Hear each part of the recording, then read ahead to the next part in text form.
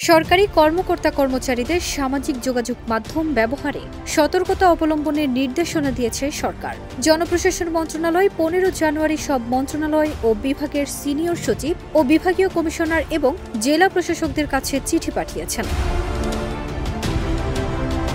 চিঠিতে বলা হয়, ইদানিং লক্ষ্য করা যাচ্ছে সরকারি প্রতিষ্ঠানে কর্মরত কিছু সংখ্যক কর্মকর্তা-কর্মচারী সামাজিক যোগাযোগ মাধ্যমে তাদের ব্যক্তিগত অ্যাকাউন্টে সরকারি প্রতিষ্ঠানের সামাজিক যোগাযোগ মাধ্যম ব্যবহার নির্দেশিকা 2019 অনুযায়ী পরিহারযোগ্য বিভিন্ন বিষয়ে পোস্ট দিচ্ছেন বা বিভিন্ন ডকুমেন্টস শেয়ার করছেন এবং ব্যক্তি প্রতিষ্ঠান সরকারকে বিব্রত করে স্ট্যাটাস দিচ্ছেন, যা সরকারি কর্মকর্তা-কর্মচারীদের জন্য সার্ভিস রুলস পরিপন্থী ও অগ্রহণযোগ্য আচরণ।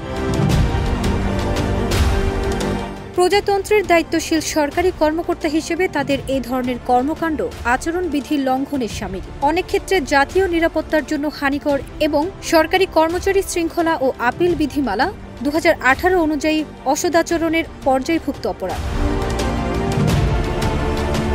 চিঠিতে আরও বলা হয়, সরকারি কর্মকর্তা-কর্মচারীদের এই ধরনের বিভিন্ন ব্যত্যয়সমূহ পরিলক্ষিত হওয়ায় রেগুলেটরি মন্ত্রণালয় হিসেবে জনপ্রশাসন মন্ত্রণালয় হতে ইতিমধ্যে বিভিন্ন মন্ত্রণালয় বিভাগকে বিধি মোতাবেক প্রয়োজনীয় ব্যবস্থা গ্রহণের জন্য চিঠি দেওয়া হয়েছে।